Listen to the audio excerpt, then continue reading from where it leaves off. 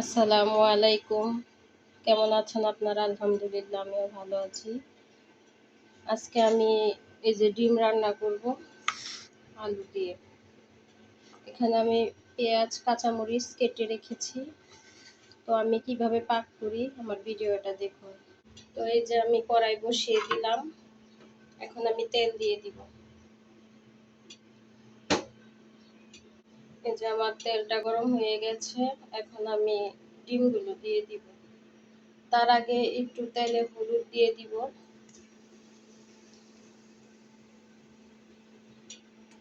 যাতে ডিমগুলো ভাজতে দেখতে সুন্দর লাগে।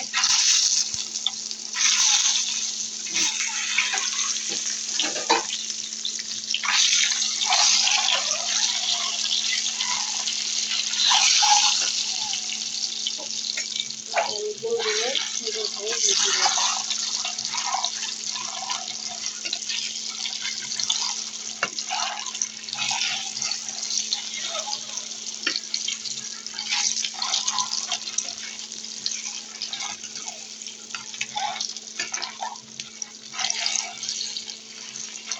এখন আমি ডিমটি আমার ভাজা হয়ে গেছে।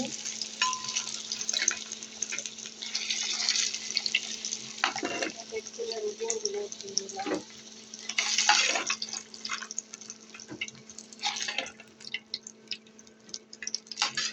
এখন আমি এই তেলের মধ্যে যে আলুগুলো কেটে রেখেছিলাম, এই আলুগুলো একটু ভেজে নেব।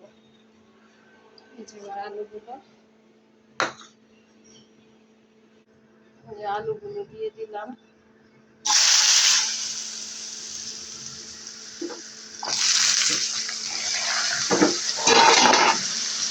এখন আমি সবগুলো আবার সুন্দর করে ভেজে নেব।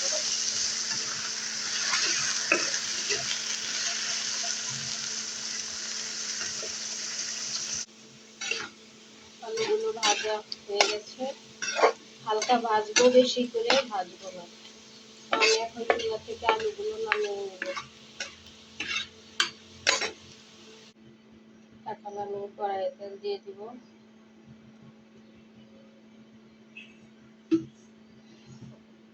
কাটা রাখা পেঁয়াজগুলো দিয়ে দিব। পেঁয়াজগুলো দিয়ে দিলাম।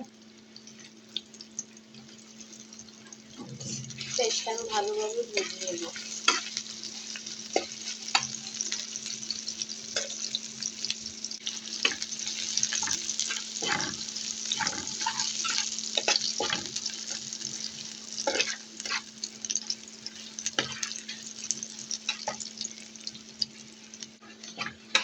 পেঁয়াজটা ভাজা হয়ে গেছে। এখন আমি এর মধ্যে অল্প একটু পানি দিয়ে দিব।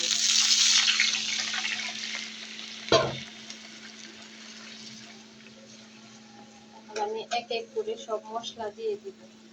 এখানে দিয়ে দিব হলুদের গুঁড়া পরিমাণ মতো, আর এখানে দিয়ে দিব মরিচের গুঁড়া। এখন দিয়ে দিব পরিমাণ মতো লবণ।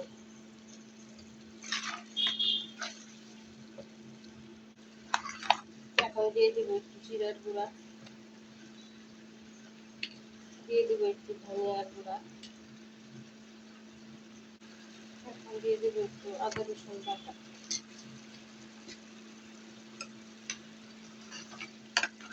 মশলাটা ভালোভাবে কষিয়ে নেব।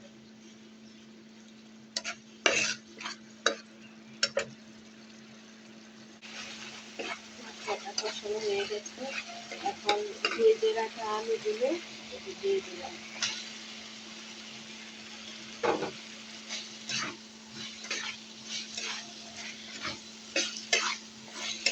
ভালোভাবে নাড়াচাড়া করে এর মধ্যে আমি পানি দিয়ে দিব।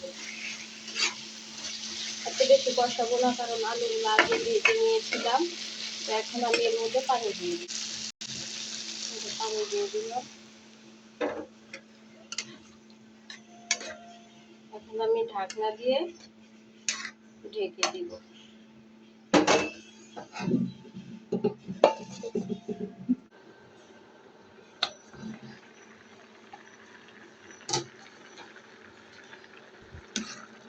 তরকারি এখন আমি এর মধ্যে দিয়ে দিব কয়টা কাঁচামরিচ কাটা।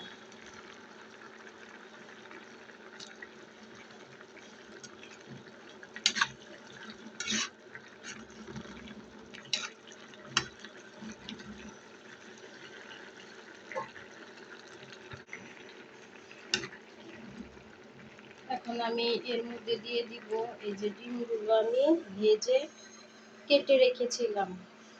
তো এই কাটা ডিমগুলো আমি এখানে দিয়ে দিব এক এক করে।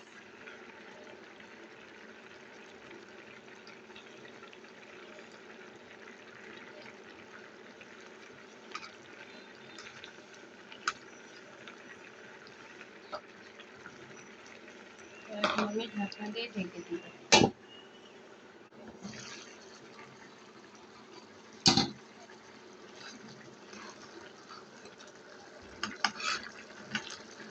এই যে আমার তরকারিটা রান্না করা শেষ।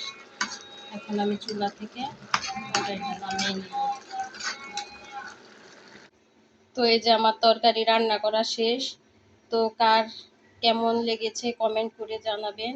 আর যে যেখান থেকে ভিডিওটা দেখছেন সবাইকে ধন্যবাদ। সবাই ভালো থাকবেন আর আমার জন্য সবাই দোয়া করবেন।